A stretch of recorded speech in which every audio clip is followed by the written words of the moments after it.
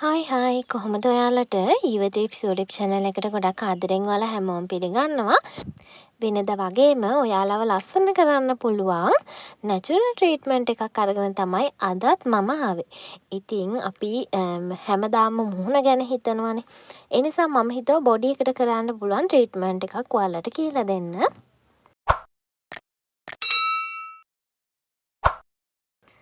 ඉතින් ගොඩාක් දවසකින් මටත් බොඩි එකට ට්‍රීට්මන්ට් එකක් කරන්න බැරි වුණා. ඒ නිසා මම අද ඔයාලා එක්කම මේක කරනවා.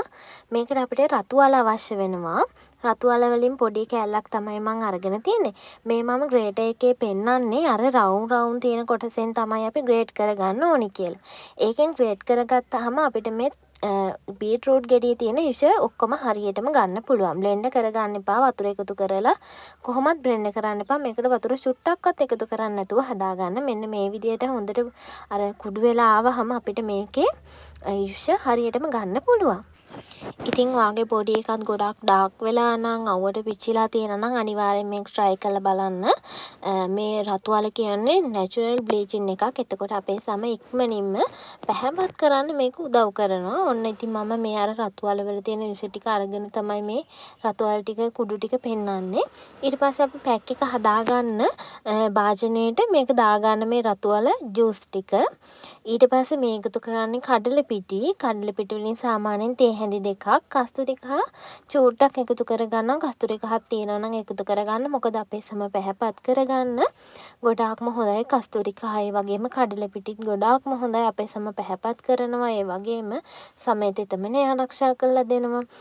අපේ ස්කින් එකේ එක එක බිබිලි වගේ දේවල් තියෙනවා නම් ඒවටත් මේක ගොඩාක්ම හොඳයි.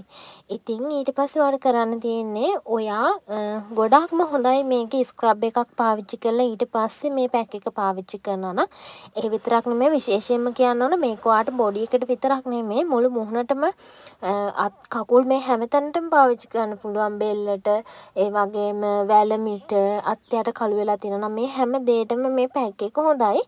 විශේෂයෙන් අද මම පාවිච්චි කරන්නේ මගේ බොඩි එකට මේ පැක් එක.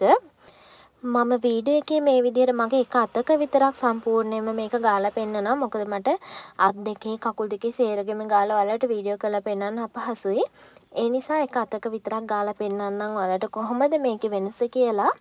ඉතින් මේ විදිහට ගාගත්තාම ඔයාලට සාමාන්‍යයෙන් මේක හොඳට වේලෙනකන් ස්කින් එකට හොඳට ඇබ්සෝබ් වෙනකන් විනාඩි 10ක් 20ක කාලයක් ඉන්න පුළුවන් නම් ගොඩාක්ම හොඳයි.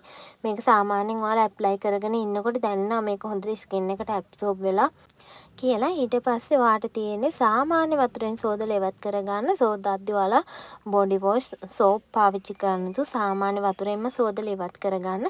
ඉතින් මම මේක විනාඩි 20ක් හරියටම තියාගෙන හිටියා. විනාඩි 20කට පස්සේ තමයි හොඳට ඒක වොෂ් කරලා ආවේ. ඔයාලට පේනදී ලොකු වෙනසක් තියෙනවා.